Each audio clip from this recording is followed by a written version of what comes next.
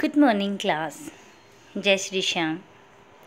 आज हम पढ़ेंगे सर्दी और गर्मी, इन दोनों ही मौसम में हमें किस तरह के कपड़े पहनने चाहिए जो हमारे लिए आरामदायक होते हैं, और हम ये कपड़े क्यों पहनते हैं, इस तरह के जो वस्त्र होते हैं वो हम क्यों पहनते हैं। तो देखिए, हम सब जानते हैं कि गर्मियों में हम हल्के रंग के कपड़े पहनते हैं और सर्दियों में हम पहनते हैं गहरे रंग के कपड़े। ऐसा क्यों होता है?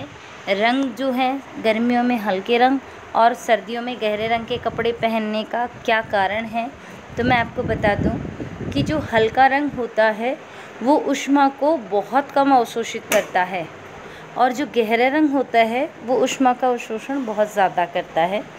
यही कारण होता है कि गर्मियों में हल्के रंग के कपड़े पहने जाते हैं, जिससे जो हल्का रंग होता है वो क्या करता है, ऊष्मा का अवशोषण कम करता है और हमें गर्मी कम लगती है। बिल्कुल ऐसे ही सर्दियों में क्या होता है कि हम गहरे रंग के कपड़े पहनते हैं, और वो इसीलिए पहने जाते हैं क्योंकि गहरा रंग ऊष्मा को अधिक अवशोषित करता है, जिससे तापमान क्या होता है, बढ़ता है, यानी हमारे शरीर को ऊष्मा अधिक मिलती है और हमें सर्दी कम लगती है। यहाँ पे एक गतिविधि दे रखी है 4.10। इसमें देखिए, टीन के एक जैसे दो डिब्बे लेंगे। इनमें से एक के बाहरी पृष्ठ को हम काला और दूसरे के बाहरी पृष्ठ को हम सफ़ेद पेंट करेंगे। यानी हम क्या करेंगे, टीन के दो डिब्बे लेंगे, एक को बाहर से काले रंग का पेंट करेंगे और दूसरे पे करेंगे सफ़ेद रंग का। दोनों डिब्बों में बराबर मात्रा में पानी भरेंगे और उन्हें दोपहर के समय लगभग 1 घंटे के लिए धूप में रख देंगे। दोनों डिब्बों में भरे जल के ताप को हम नोट करेंगे थर्मामीटर से, तो दोनों में अंतर आता है। ये अंतर क्यों आता है? जैसा कि डायग्राम में आपको यहाँ पे दिख रहा है, ये टीन के 2 बर्तन हैं, एक पे काले रंग का पेंट किया हुआ है, एक पे सफ़ेद रंग का। दोनों को हमने धूप में रखा और 1 घंटे के बाद दोनों का टेम्परेचर जब हम नोट करते हैं, तो जो काले रंग का बर्तन आपको दिख रहा है, इसमें जल ज़्यादा गर्म होता है और सफ़ेद वाले में जल क्या होता है, कम गर्म होता है। इसका कारण ये होता है कि जो गहरा रंग होता है वो ऊष्मा को अधिक अवशोषित करता है, जिससे तापमान बढ़ता है, और जो हल्के रंग होते हैं वो ऊष्मा का अवशोषण कम करते हैं, जिससे तापमान क्या रहता है, कम रहता है। यही कारण है कि हम गर्मियों में गहरे रंग और गर्मियों में हल्के रंग और सर्दियों में गहरे रंग के कपड़े पहनते हैं। अब आप देखिए, इसमें क्रियाकलाप 4.11। क्रियाकलाप 4.11 में उपयोग किए गए दोनों डिब्बों लीजिए। इन दोनों में समान मात्रा में समान ताप का गर्म जल भरिए। दोनों डिब्बों को किसी कमरे अथवा छाया में रखिए। हम क्या करेंगे, 2 डिब्बे लेंगे, जो अभी ऊपर मैंने आपको जो क्रियाकलाप पढ़ा था हमने, ऐसे ही 2 डिब्बे लेंगे, दोनों में समान ताप का जल भरेंगे। तापमान दोनों का क्या होना चाहिए, समान। दोनों डिब्बों को किसी कमरे के अंदर या छाया के अंदर 10-15 मिनट तक रखेंगे, और कुछ समय रखने के बाद हम उनको क्या करेंगे, जो प्रत्येक डिब्बा है उसका ताप को हम नोट करेंगे। दोनों के ताप में क्या समान दर मिलती है या कम मिलती है। देखिए, इन दोनों क्रियाकलापों से आप ये निष्कर्ष निकाल सकते हैं कि गर्मियों में सफ़ेद या हल्के रंग के कपड़े और जो सर्दी होती है इसमें गहरे रंग के कपड़े पहनना ज़्यादा आरामदायक होता है। इसका कारण क्या होता है, गहरे रंग के पृष्ठ अपेक्षाकृत अधिक ऊष्मा अवशोषित करते हैं, चाहे कपड़े हों चाहे दीवारें हों। जो गहरा रंग होता है वो ऊष्मा का अधिक अवशोषण करता है, इसीलिए सर्दियों में गहरे रंग के कपड़े पहनते हैं, जिससे हमें सुखद लगता है। हल्के रंग के कपड़े ऊष्मीय विकिरणों के अधिकांश भाग को वापस परावर्तित कर देते हैं, यानी अवशोषित नहीं करते, उन्हें वापस भेज देते हैं।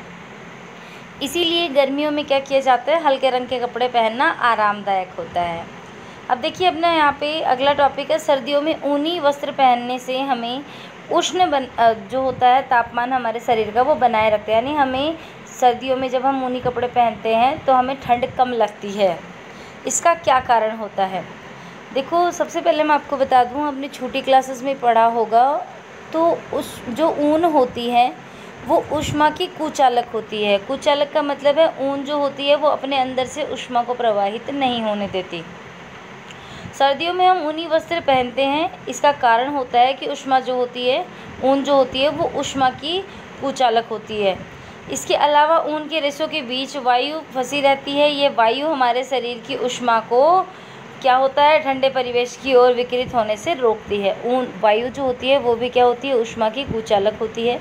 तो जो हम सर्दियों में ऊनी कपड़े पहनते हैं ये ऊनी कपड़े, ऊन ऊष्मा की कुचालक होती है और इनके बीच में जो वायु भरी रहती है वो भी ऊष्मा को हमारे शरीर से बाहर नहीं जाने देती, इसलिए हमारे शरीर का तापमान बना रहता है और हमें ठंड कम लगती है। मान लीजिए सर्दियों में आपको एक मोटे कंबल अथवा एक के ऊपर एक जुड़े 2 कंबल में से किसी एक का चुनाव करने का उपयोग आपको छूट दी जाए तो आप क्या करेंगे? या तो आपको एक मोटा कंबल या फिर 2 पतले कंबल आपको दिए जाएं तो आप किसका चुनाव करेंगे? तो मैं आपको बता दूं कि 2 पतले कंबल जो होते हैं ना, इनके बीच वायु की एक परत विद्यमान होती है जो कि ऊष्मा को क्या करती है, आगे प्रवाहित नहीं होने देती है। तो हमें एक के बजाय 2 कंबल जब हम ओढ़ते हैं तो हमें क्या होती है, ठंड कम लगती है। अब देखिए यहाँ पे एक आपको बॉक्स दिखाई दे रहा होगा, इसमें देखिए हम अपने घरों को ठंडा या गर्म रखने के लिए कोयला या लकड़ी जैसे ईंधन या विद्युत का उपयोग करते हैं। हम क्या करते हैं, हमारे घरों को गर्म रखने के लिए या ठंडा रखने के लिए, सर्दियों में गर्म रखने के लिए हम क्या करते हैं, घर के अंदर जैसे लकड़ी जलाते हैं या सिगड़ी वगैरह है, इनको जलाते हैं ताकि घर अंदर से गर्म रहे। क्या ऐसे भवन बनाना संभव है जिसके बाहर की गर्मी या सर्दी का कोई प्रभाव न पड़े? आप लोगों ने देखा होगा या सुना होगा कि जो बहुत ज़्यादा गर्म प्रदेश होते हैं वहाँ पर अधिकांश घरों के बाहर सफ़ेद रंग किया जाता है। वो इसीलिए किया जाता है कि सफ़ेद रंग ऊष्मा को कम अवशोषित करता है और ऊष्मा का कम अवशोषण के कारण जो दीवारें होती हैं उनका तापमान क्या रहता है, कम रहता है। यानी घरों के बाहर सफ़ेद रंग करने से वो ऊष्मा को कम अवशोषित करते हैं और वो घर कैसे रहते हैं, ठंडे रहते हैं। अगर हम बात करें क्या ऐसे भवन बनाना संभव है जिन पर बाहर की गर्मी या सर्दी का कोई प्रभाव न पड़े? भवन की बाहरी दीवार को यदि ऐसा बनाया जाए कि इसके बीच वायु की एक परत हो जाए तो ऐसा संभव हो सकता है। अगर वायु की परत हो जाए, अगर यहाँ पे एक संभावना बताई जा रही है कि अगर दीवारों के बीच वायु की एक परत हो जाए तो उससे क्या होता है, ऊष्मा का स्थानांतरण नहीं होगा, जिससे ना वो जो है बाहर की सर्दी गर्मी का घर पर कोई असर नहीं होगा। ऐसा करने की एक विधि है कि भवन निर्माण में खोखली ईंटों का उपयोग किया जाए जो कि आजकल उपलब्ध हैं। इस तरह से हम क्या कर सकते हैं, इस तरह के घर बना सकते हैं कि जिससे बाहर की सर्दी गर्मी का मकानों पर कोई असर ना हो। तो आज हमारा चैप्टर कंप्लीट हो गया है। अब हम देखेंगे इसके क्वेश्चन आंसर। इसमें आपका क्वेश्चन नंबर 1 है, प्रयोगशाला तापमापी और डॉक्टरी थर्मामीटर के बीच समानता और अंतर लिखनी है। आपको क्या करना है कि ये जो दोनों थर्मामीटर हैं, प्रयोगशाला तापमापी और डॉक्टरी थर्मामीटर, इन दोनों के बीच में आपको समानता लिखनी है और अंतर लिखनी है।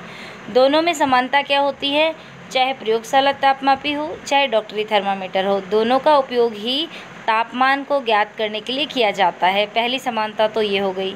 दूसरी कि इन दोनों में ही पारे का उपयोग होता है, तो 2 समानता हो गई। अब हम बात करते हैं अंतर की। प्रयोगशाला तापमापी का उपयोग किया जाता है प्रयोगशालाओं में तापमान को ज्ञात करने के लिए, जबकि डॉक्टरी थर्मामीटर का उपयोग किया जाता है मनुष्य के शरीर का ताप ज्ञात करने के लिए। इसके अलावा जो प्रयोगशाला तापमापी है इसका परास होता है -10 से 110 डिग्री सेल्सियस और डॉक्टरी थर्मामीटर का परास होता है 35 से 42 डिग्री सेल्सियस। तो इनमें 2 समानता और 2 अंतर लिखने हैं आपको। इसके बाद क्वेश्चन नंबर 2 है आपका, ऊष्मा चालक तथा ऊष्मारोधी प्रत्येक के 2 उदाहरण दीजिए। आपको 2 ऐसे पदार्थ के नाम लिखने हैं जिसमें ऊष्मा का चालन होता है और 2 ऐसे पदार्थों के नाम बताने हैं जिसमें ऊष्मा का चालन नहीं होता। धातुएं, कोई भी 2 धातुएं आप बता सकते हो, लोहा बता सकते हो, तांबा बता सकते हो, जो कि ऊष्मा का चालन करते हैं। ऊष्मारोधी रबड़ हो गया, प्लास्टिक हो गया, लकड़ी हो गई, ये क्या होते हैं, ऊष्मारोधी। अब देखिए क्वेश्चन नंबर 3, इसमें आपको क्या करना है, खालिस्तान को भरना है। कोई वस्तु कितनी गर्म है इसकी जानकारी तापमापी द्वारा प्राप्त होती है, यानी तापमापी आएगा पहले खालिस्तान में। दूसरा देखिए, उबलते हुए पानी का ताप खालिस्तान तापमापी से नहीं मापा जा सकता। उबले हुए पानी का तापमान हम डॉक्टरी तापमापी जो होता है उससे नहीं नाप सकते। तो दूसरा जो आपका आएगा इसमें डॉक्टरी तापमापी आएगा। क्वेश्चन नंबर 3 आपका है, ताप को डिग्री सेल्सियस में मापते हैं, ठीक है, सेल्सियस आएगा इसमें।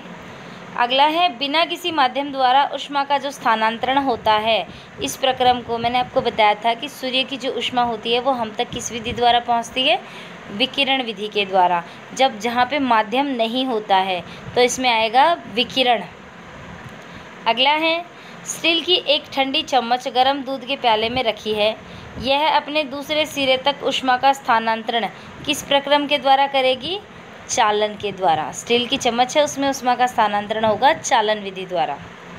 अगला है लास्ट। हल्के रंग के वस्त्रों की अपेक्षा गहरे रंग के वस्त्र ऊष्मा का अधिक अवशोषण करते हैं। तो लास्ट वाला है, इसमें गहरे रंग के आएगा। तो ये आप लोगों के खालिस्तान कंप्लीट हो चुके हैं। आज आपका होमवर्क है, क्वेश्चन नंबर 1, 2, 3 है, ये आपको होमवर्क में करना है। अगर किसी भी क्वेश्चन में कोई डाउट हो या कुछ आपको पूछना हो तो आप पूछ सकते हैं। Thank you.